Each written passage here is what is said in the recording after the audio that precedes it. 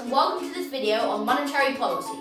This is the fourth and final video on my Interest Rates and Banking for Kids series. So today we're going to take a step back and look at the central bank's powers over the manipulation of interest rates, which is monetary policy.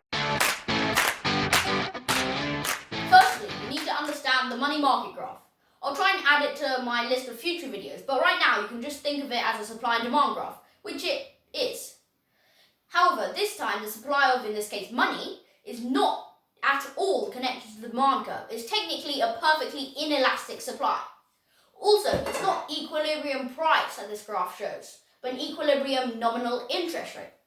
If you remember from a previous video, you'll know that the nominal interest rate is the interest rate without taking inflation into account. So it's just the upfront interest rate that you hear about all the time. This graph is similar to supply and demand in the fact that when the money supply increases, so the supply shifts to the right, the interest rates fall.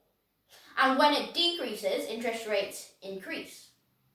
Now, you need to understand also that the government has no jurisdiction over the interest rates banks charge. So they can't just say, you have to charge a 10% interest rate or something like that. That's just not how it works. So for the government to change the interest rate, they need to use this money market graph correctly. So they need to change the money supply. Okay, but how exactly does the central bank change the money supply? The first way is the discount rate. Basically, the central bank is the bank's bank. So when banks need money, they can go to the central bank to borrow money. Like usual loans, the central bank charges an interest rate on them. And this time it's called a discount rate. Changing this discount rate can change the money supply by allowing the bank to have more money and higher liquidity. By decreasing this discount rate, they make it easier for banks to borrow. This means banks have more money reserved to loan out, which will eventually increase the money supply. Again, with an increase in the money supply, interest rates will fall, leading to more spending. And that's one way of implementing monetary policy. Now, the second way the central bank can change the money supply is something we've already covered.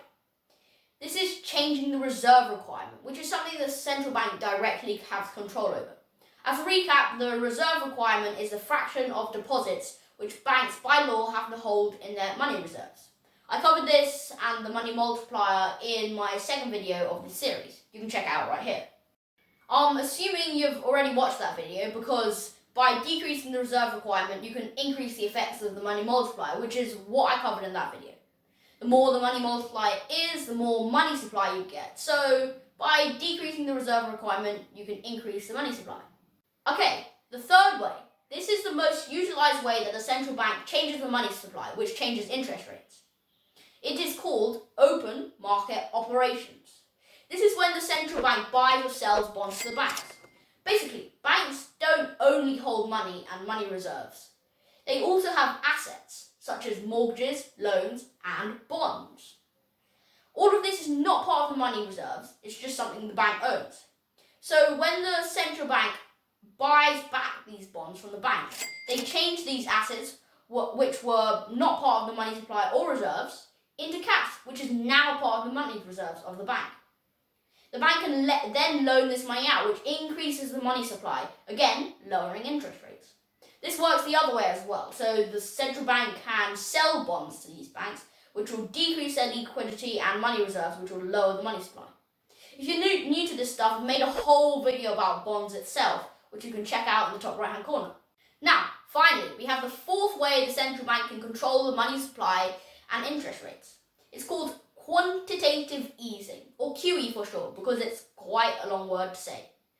This is a very dangerous and risky tool, which can lead to hyperinflation, which is just lots and lots of inflation, and so is used very rarely and only when all the other options have been exhausted out. This is basically the printing of money. The central bank buys up longer-term assets from the banks to increase their money reserves, and this isn't just specifically bonds. They do this with new money, which is literally just made up. The only time in recent history when the Fed, which is the US central bank, has done QE was in the 2008 Great Recession.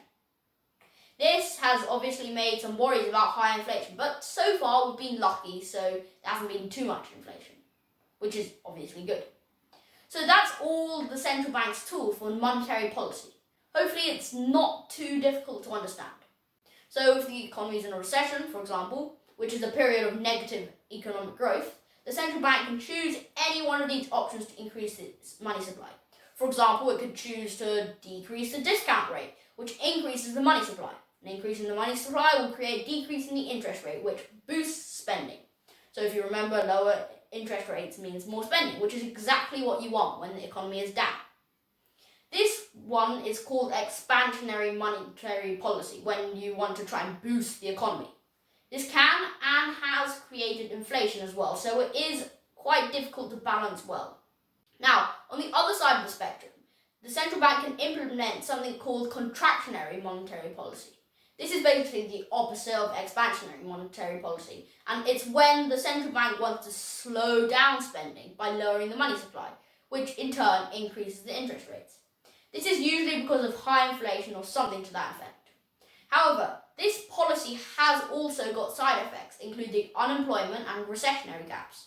Remember, in economics, there is no free lunch, only trade-offs. In some scenarios, monetary policy can be a useful option to kickstart a sluggish economy. And when it's done right, it can greatly increase a country's output, as well as strengthening its economy. It's a helpful tool in a central bank's toolkit, which gives them more power in controlling the economy well.